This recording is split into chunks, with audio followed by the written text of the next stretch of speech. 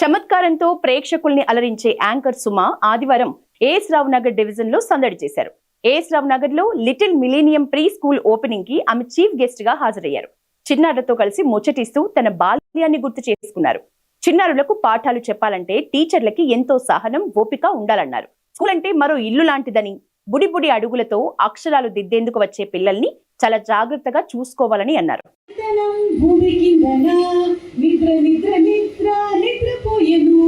చాలా కాలమాయే బాలసూర్యుడు పిలువచెలెమ్ము లేలెమ్ము బాలజల్లులేమో భూమి కిందన జారి జారి జారి జారిపోయేను.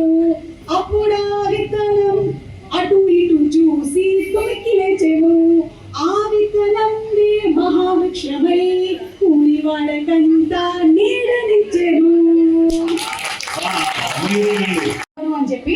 అలా కాకుండా ఈ మధ్యకాలంలో స్కూల్స్ అన్ని కూడా కరిక్యులం లో బోలెడన్ని మార్పుల్ని తీసుకొని వచ్చేసి school is also like second home లాగా చేసి పిల్లలు కూడా సేఫ్ గా ఫీల్ అయ్యేలాగా, హ్యాపీగా ఫీల్ అయ్యేలాగా చేస్తున్నారు అని విన్నాను. Very very happy about it. Of course మా పిల్లలు చదివేటప్పుడు కూడా అప్పటికి చాలా మార్పులు చేర్పులు జరిగాయి, ఇప్పుడు ఇంకా జరిగి ఉంటాయని కోరుకుంటున్నారు. చైతన్య గారు అండ్ సౌందర్య గారు ఈ ఫ్రాంచైజీ తీసుకొని స్టార్ట్ చేశారు little millennium. Already it is an established one all over the కంట్రీలో 900+ బ్రాంచెస్ ఉన్నాయని విన్నాను. And they follow very good curriculum.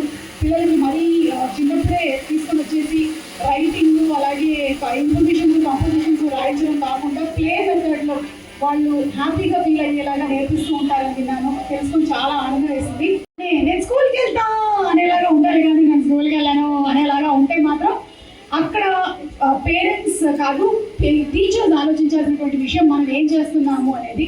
So teachers కూడా ఎవరైతే ఉన్నారో they should become like parents.